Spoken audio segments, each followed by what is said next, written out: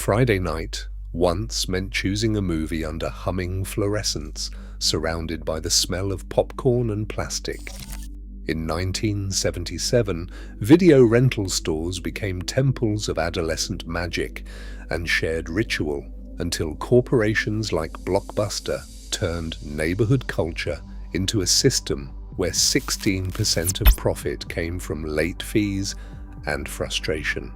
Today, we scroll cold menus lit by the blue glow of adult convenience, trapped in a streaming burnout where 91% of us subscribe. Yet digital catalogs shrink and vanish in the reset phase of 2026, enshittification. What happened to the tactile, communal, high-quality world we traded for a fragile utility? This is the autopsy of America's movie night and the story of what we lost and why some are fighting to bring it back. In 1977, the first video rental stores flickered to life in converted storefronts and strip malls, long before Blockbuster's blue and yellow logo became a cultural watermark. These were family-run outposts, run by owners who learned their customers' names and tastes, who would tuck aside a new release for the regular who always showed up after work. The air inside was thick with the scent of warm popcorn and sun-faded plastic, the aisles lined with clamshell cases that clicked open and shut like tiny vaults of promise. Before streaming's cold blue light, before late fees and corporate policies, Friday night was a ritual built around neighborhood video stores. Kids argued over which tape to rent, parents weighed the merits of a comedy versus a thriller, and the proprietor, often a local with a passion for movies and a sharp eye for what would rent, offered advice from behind a battered counter.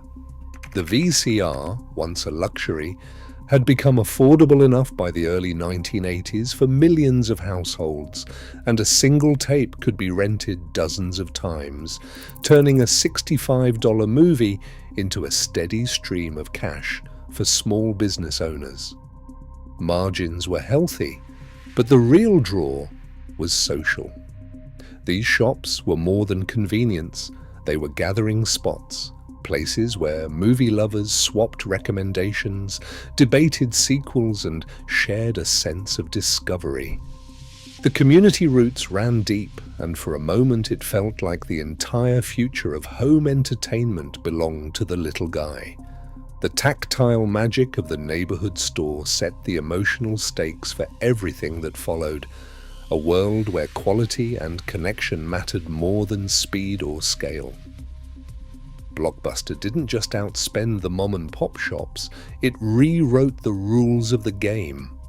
Corporate negotiators sat across from Hollywood's biggest studios and hammered out revenue-sharing contracts that tilted the field.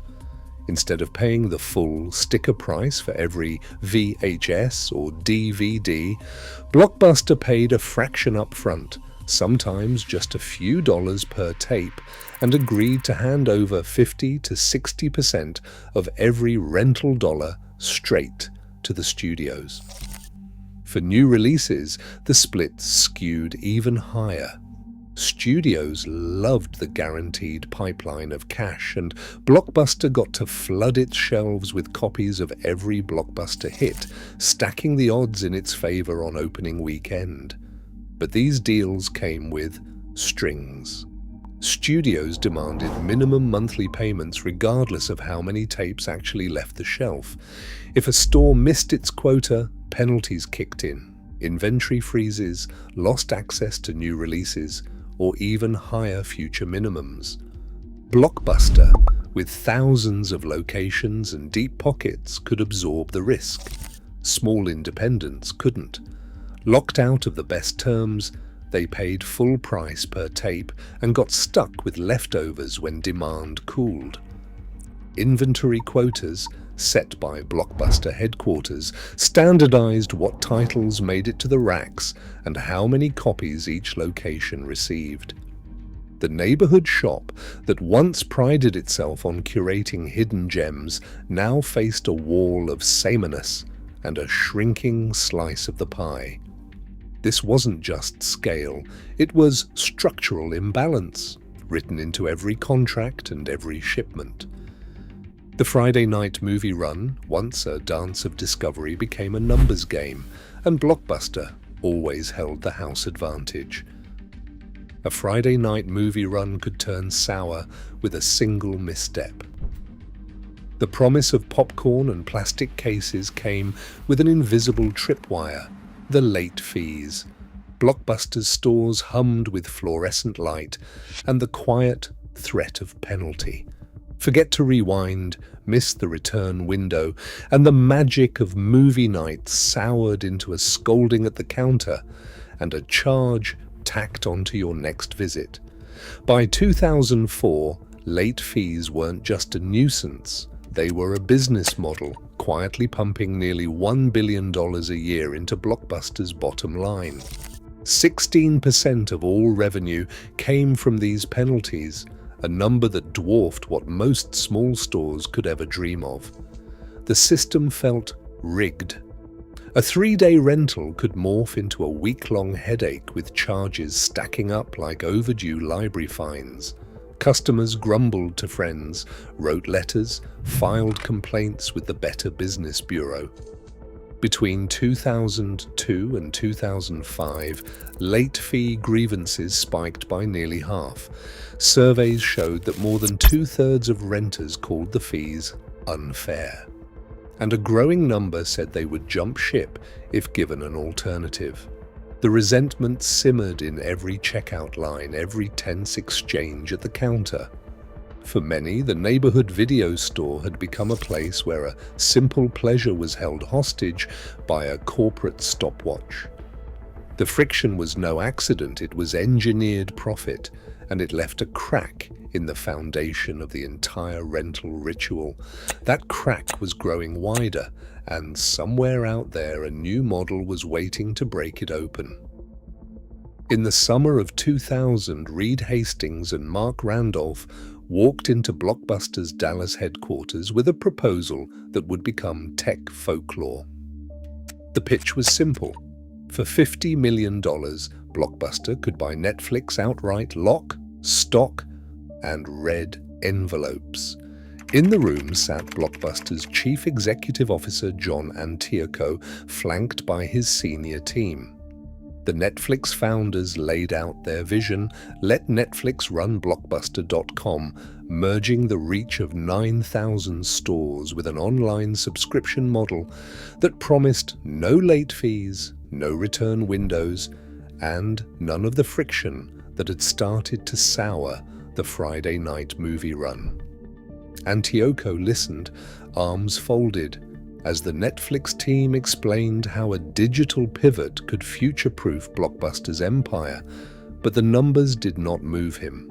$50 million sounded like a punchline.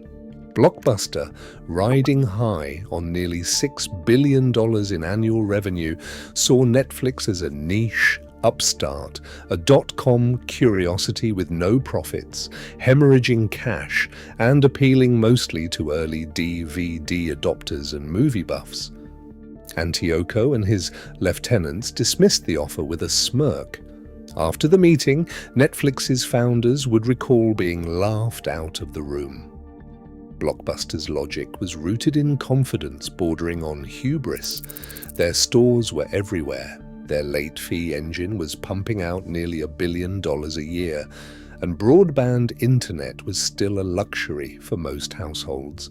Executives worried that a subscription model would cannibalize the late fee goldmine, gutting the margins that kept shareholders happy and bonuses flowing.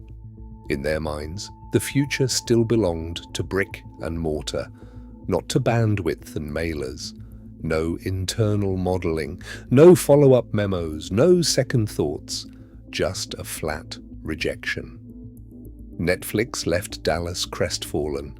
Blockbuster doubled down on its physical footprint, convinced that the ritual of browsing aisles and the engineered inconvenience of late fees would keep customers loyal. They could not see the storm brewing.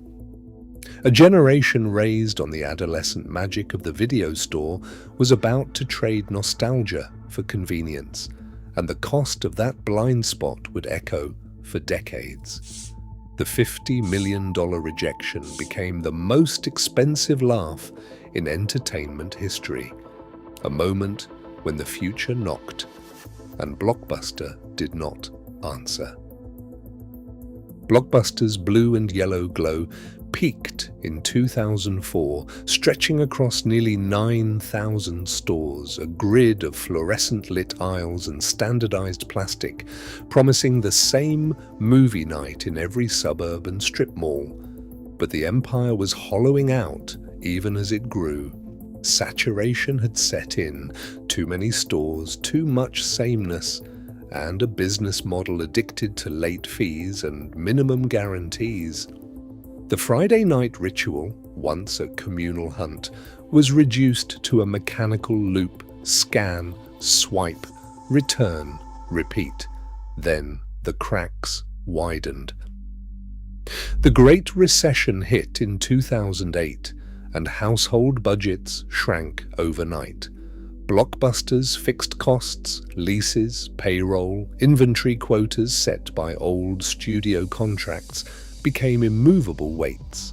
Customers, burned by years of punitive late fees, drifted toward alternatives with no penalties and no guilt trips.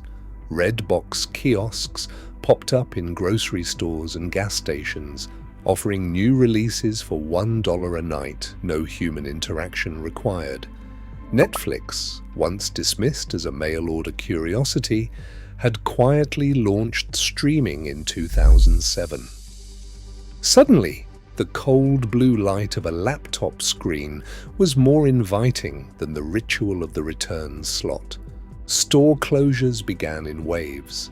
By 2009, Blockbuster was shutting down 1,700 locations, each one a shuttered promise: dark windows, empty racks, the scent of stale carpet lingering in the air. Franchisees pleaded for relief from inventory quotas and minimum payments, but the contracts were written for growth, not survival. Revenue tumbled. In 2010, Blockbuster filed for Chapter 11 bankruptcy, staggering under $900 million in debt. The company that once defined Friday night entertainment was now an economic cautionary tale. The collapse wasn't slow. It was a cascade driven by technological disruption, economic shock, and the company's own refusal to adapt. The era of national video rental chains ended not with a bang, but with a string of liquidation sales and final rewinds, leaving behind only empty storefronts and a lingering sense of loss for the tactile magic that convenience had swept away. Family Video stood apart from the chain store graveyard by betting on something Blockbuster never owned: the ground beneath its feet. While competitors signed lease after lease, Family Video quietly bought up the strip mall real estate where its neon signs glowed. By 2005, the company had amassed a portfolio of roughly 300 properties, turning landlords into tenants and rent checks into a steady drip of cash flow. When the Great Recession gutted discretionary spending and sent rivals scrambling to renegotiate leases, Family Video's books stayed balanced. There were no surprise rent hikes, no eviction notices, just the slow churn of rentals and a stubborn belief that movie night still mattered. But survival in the streaming era required more than property deeds. In 2015, Family Video tried a new recipe: movies and mozzarella.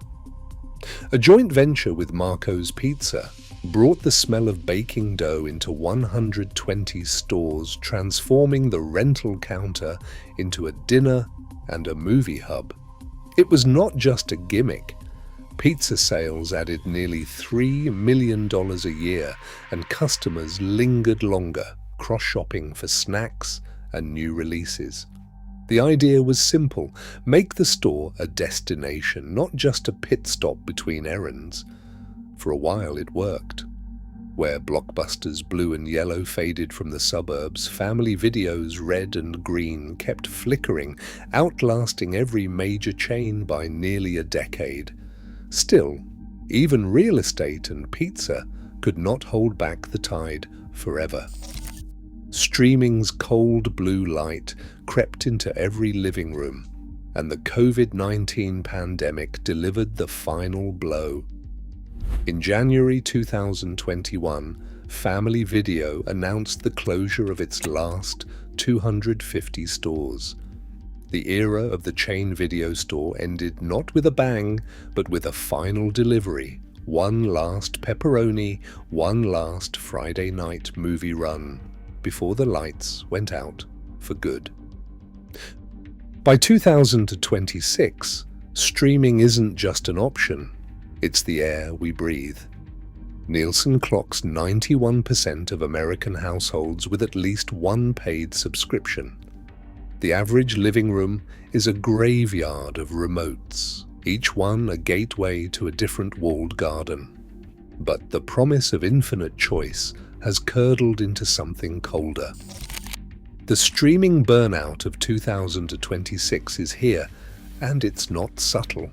Menus sprawl with thousands of thumbnails, but finding last year's favorite feels like searching for a ghost.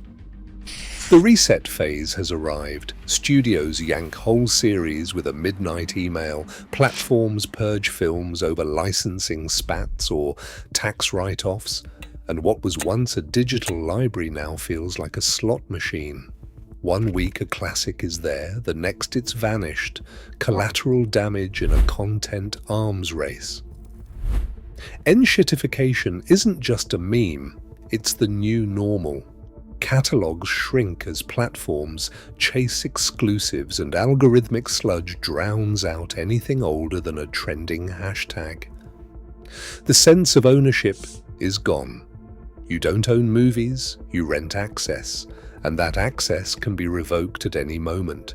Viewers, once dazzled by the cold blue light of endless choice, now scroll in circles, paralyzed, frustrated, nostalgic for a time when a shelf meant permanence.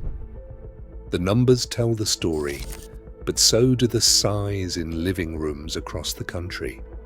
The Friday night movie run has become a solitary ritual, stripped of discovery, haunted by the knowledge that any favorite could disappear tomorrow.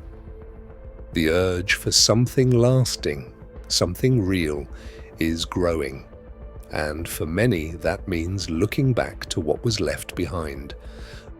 After an 86% plunge in DVD sales since the glory days of 2004, a strange thing happens. The numbers start to tick upward, not for old discs, but for high-end 4K Blu-rays. Boutique labels and collectors drive a 23% jump in sales worldwide, fueled by a hunger for genuine ownership and uncompromised quality. The difference is not subtle. In a THX lab, an AV engineer queues up Blade Runner 2049, first on a flagship 4K disc, then on the so-called Ultra HD stream. The disc pushes 88 megabits per second, 10 times the data of even the priciest streaming tier. Shadows stay inky, neon pulses with color, and the audio hits with lossless force. In the streaming version, compression smears the cityscape and banding creeps into the blacks. For collectors, this is not nostalgia, it is proof. When the reset phase yanks titles overnight and algorithms bury the classics, only physical media keeps the promise of permanence and fidelity. The Friday night movie run is reborn, not as a ritual of convenience, but as a deliberate act of preservation and taste. Inside Snips Movies, the air hums with a sense of mission. Here, the shelves hold more than nostalgia. They guard a living archive. The store's catalogue stretches to 17,000 unique titles, each spine a silent witness to cinema's near-forgotten corners. Cross-referencing those holdings against the swollen menus of Netflix, Disney+, and Amazon Prime reveals a sobering truth. Thousands of films in this collection cannot be found anywhere online. Independent foreign dramas, regional oddities, early documentaries have vanished from the digital world, but they are safe in plastic cases and handwritten logs. Dr. Maya Patel, a film archivist, calls this the brink of a digital dark age, when streaming platforms purge titles for tax write-offs or licensing disputes. Places like Snips stand between culture and oblivion. The preservation imperative is no longer just a collector's quirk, it is a bulwark against a future where convenience erases memory. Manufacturers drew the line in 2026. Sony's president told investors the numbers didn't add up. No 8K Blu-ray would ever hit the market. Panasonic's CTO echoed the verdict. Internal reviews showed the format would be a money pit, a niche too small to justify the cost of new mastering plants and global distribution. Confidential forecasts put first-year 8K disc sales below 50,000 units worldwide, not even a rounding error next to the billions of DVD-S sold in the format's prime. The hardware ceiling is now fixed in place. No new format waits in the wings. For collectors, 4K Ultra High Definition isn't just the best option, it's the last stop. The permanence of physical media comes with a finite horizon, and every unopened steelbook or boutique disc now feels like a time capsule against the churn of digital impermanence. Today, the streaming burnout of 2026 leaves us scrolling sterile menus as the reset phase strips away titles we thought we owned. Bitrate bottlenecks and algorithmic clutter turn cinema into disposable content, not a ritual. In a digital dark age, only physical media resists enshittification, proof that the Friday night movie run wasn't just nostalgia, but a safeguard against erasure. What will you choose to keep before it's gone?